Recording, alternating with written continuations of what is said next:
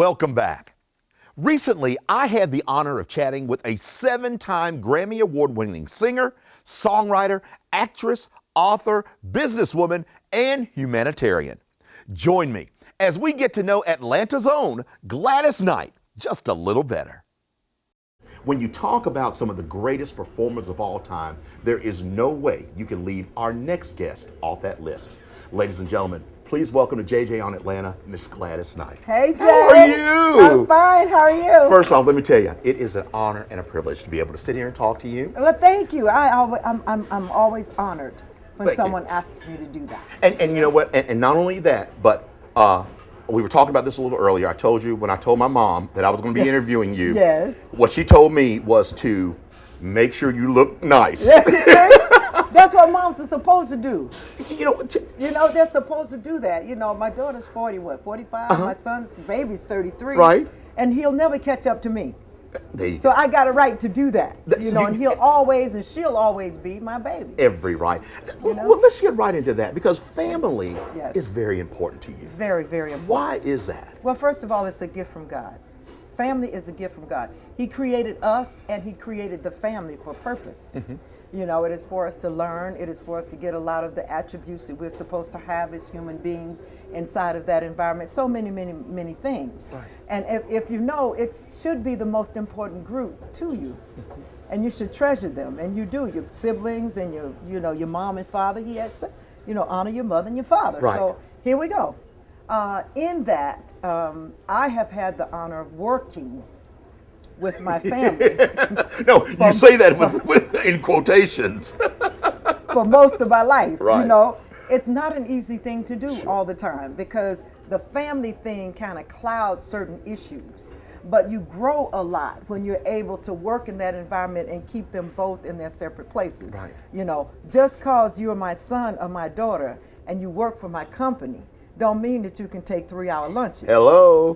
You know what I mean? Oh, I mean, people will just walk all over that kind of relationship, Yes. but Yes. I don't have it. So we both have something to learn in that because really I would like to allow you to do that just so that you can be comfortable. Sure. But I cannot do that. My company wouldn't run efficiently. No question. And it's what represents all of us. Now, you are a native Atlantan. Born and raised right here. Grady Hospital baby. Are you a Grady baby? I'm a Grady baby. All right. I'm a Grady baby. So then and now, obviously, a huge change, a huge Yes. improvements have come to this town. What do you remember about Atlanta, and where do you see this town going? You know what? There was always a feeling of support here, so to speak. My mom, they were an average family. My dad worked 3 jobs. It ain't, when they talk about the economy now and, we in trouble, Right. We ain't never had nothing. We know how to survive, I ain't scared. Right. I'm not Right. scared because we will always make a way. And as we went along here, my mom and father discovered that they had children with certain talents. They wanted to promote those talents, and I guess with me it was singing. I ain't know nothing about singing. Yes. I'm 4 years old. I don't know nothing about it. And that's when you started, when you were 4 years old, actually in the profession of singing. Absolutely. Correct? Wow. And so my mom went out and, and just gathered friends and people that she knew. And they came together and put a support group around me. That's how I got to Ted Maxx. And, it was difficult then to be on television as an African American. Yes. You have to realize this is 51, 52. Okay, so you're right there in the heat of segregation Thank you very much. and everything. And people don't even realize that. Yeah. I couldn't get, when I won the Ted Mack Original Amateur Hour, and they wanted to do photos for press after that, I couldn't get not one contestant to come and help me hold the trophy. They had asked him, say, could you come? And they were place winners too, but I was the grand prize winner. And I remember their parents sitting in a room saying, You're not going to let them do it. How did that help shape your life? You know- I mean, and your relationships with other people You know as what? you've lived. My mom always taught us, it's not about that. So don't get caught all of that's their problem. Right. That they're going to have to work out somewhere along the way. You just do what you do and smile and be respectful and all of those things, and don't waste that space Yeah. on that kind of negativity. So I always had a smile. Good for you. And you know what? I ended up being with the big man. Hello. He knew Mr. Matt came and helped me hold my trophy. Oh, that's awesome. You know, because they wouldn't do it. So everything works out as it's supposed to, I'm afraid, you know. That's just the way things go. You know, you talk about your family a lot, and especially your mother. And your mother holds My up. rock. I mean, kind of like me saying. My rock. Your rock. Yeah.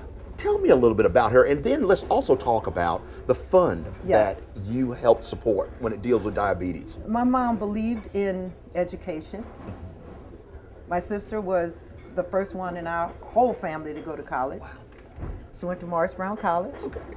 And, you know, she just was progressive in her way. My dad was the rock in that he was the working partner. Was he the old school guy? Yeah.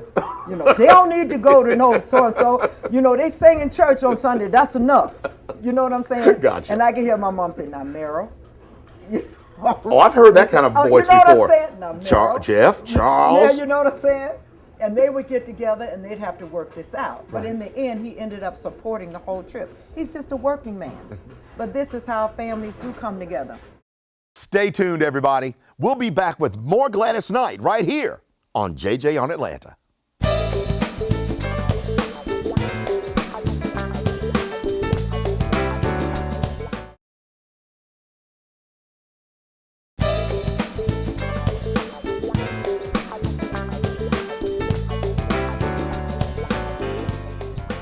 Welcome back to the show.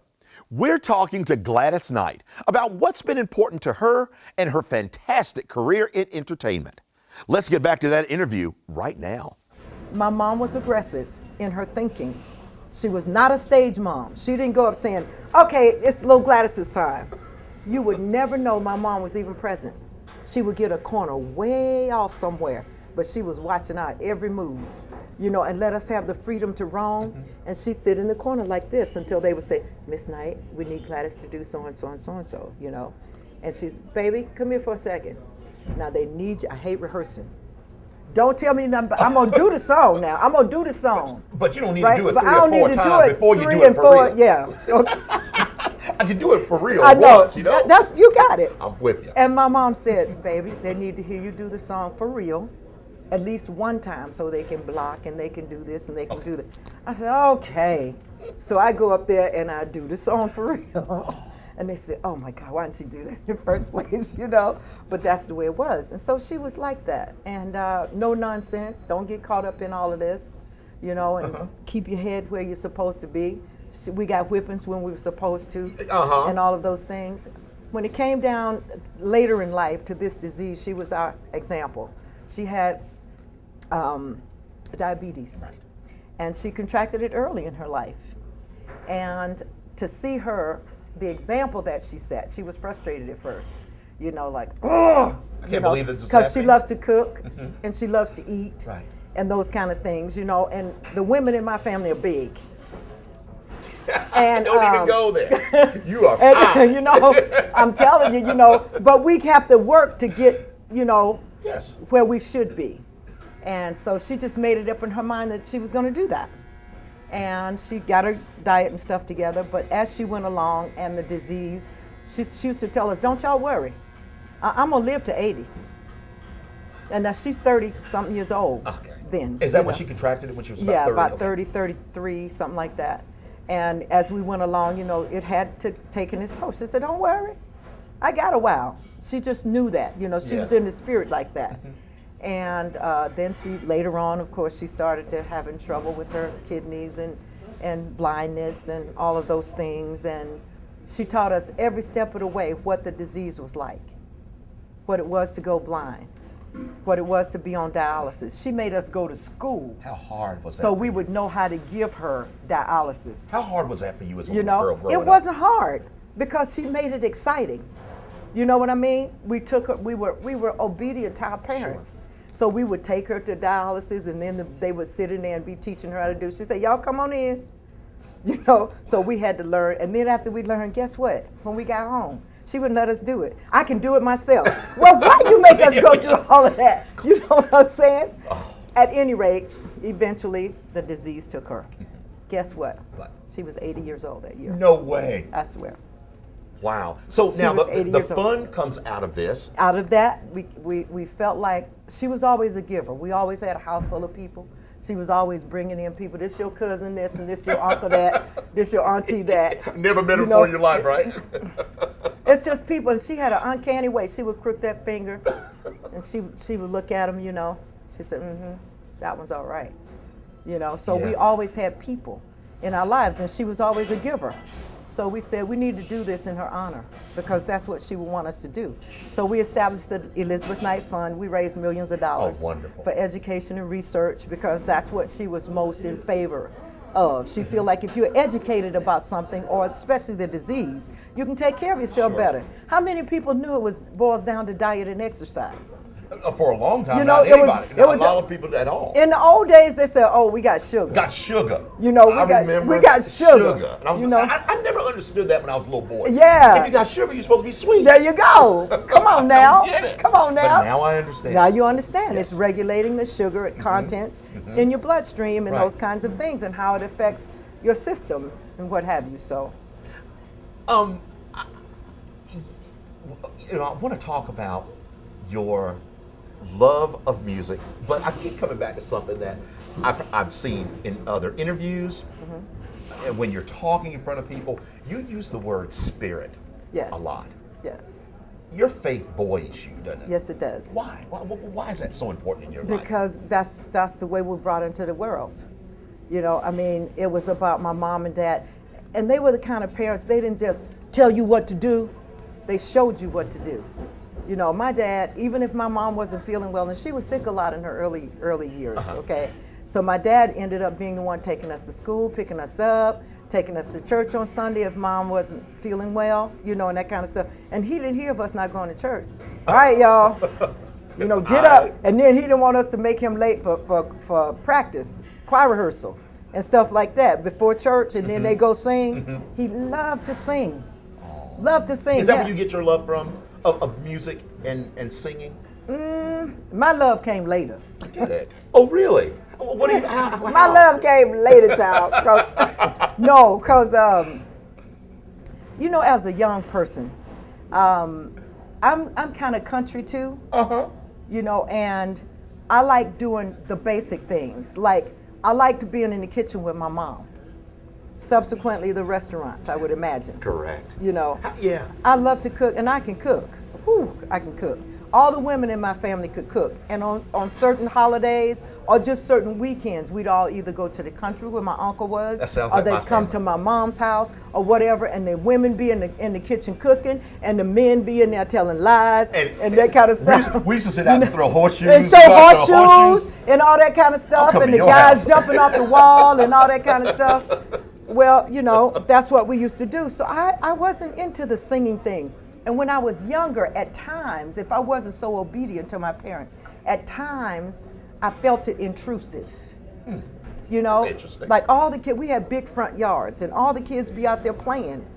And somebody would say, you know, like, well, can little Gladys sing for us? Like my uncle was having a birthday party. All the kids outside playing, right? And they come out, well, Gladys. And she said, well, baby, I know you want to play, you know, but your Uncle Ben wants you to sing something for him on his birthday, you know. And so Say, would you do that? She never said I had to. Would you? She never said I had to. She said, would you sing something for him? Of course, I'm gonna say yeah. Oh, of course. You know. That's Uncle Ben. Come on, Jay, that's Uncle Ben. So I went sing in for there Uncle and Ben. I sung fidgeting, you know. And I'd fidget and I'd sing a song, and then I'd run outside to play after that. And as I grew older, it was the same thing. While me and the Pips were rehearsing, our friends were going to the canteen. We have more Gladys Knight coming right up, so don't you dare go anywhere. We'll be right back.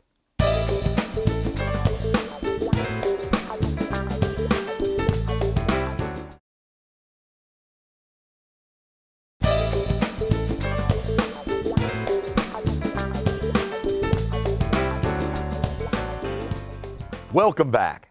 We've been talking to music legend Gladys Knight about her life and times as one of America's greatest performers. Here's more. Your growing up years were a lot different from a lot of other people. Yeah, Obviously. but we had time to play too, though. Okay. And I don't mean to give the wrong impression about my childhood. We had a good one. Yes. We were barefooted in the backyard. I mean, swinging on them swings. Bubba trying to do everything I do because I'm a tomboy. Yeah. You know. Yep. And he wanted to show me he's the man of the house. Wow. You know. And I had this little thing I used to do on the swing where I would, fall forward on the bars. Yeah. And he said, "Oh, anybody can do it." I said, anybody can't do this, right? And what happened to And Bubba? so, Obviously, there's a story coming right here. Bubba comes, and he used to wear my dad's motorcycle hat. You know that when they come down with the flaps down here and the ears open like that?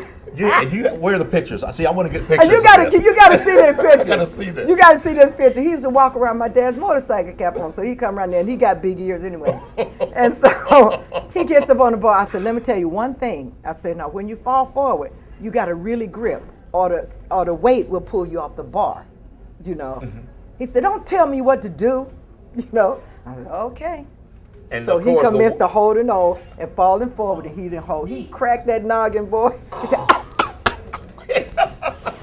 but aren't those the memories that those are shape your memories. life? I'm telling you. I mean, that is amazing. I loved it. The restaurants Yes. are a very important part. Yes. What is going on with the restaurants, and what's new when it comes to that side Okay. of Glayds Knight? Okay. I love being that. I really, really do love being the entrepreneur. But I was brought into it like out of a sense of service or help. It was my son's dream. My son Shanga, who was the baby in the family. My daughter started out with a bakery. She had the #1 bakery in Las Vegas. Really? Kenya's Okay. Gourmet Bakery. And I sponsored her, and she did very well. Excellent. And Shanga came to me one day. He said, "Mom, you know what I want to do?" I said, "What?" And this is last year in college too, by the way. He said, "I really want to open a restaurant." I said, "Restaurant, Shanga?"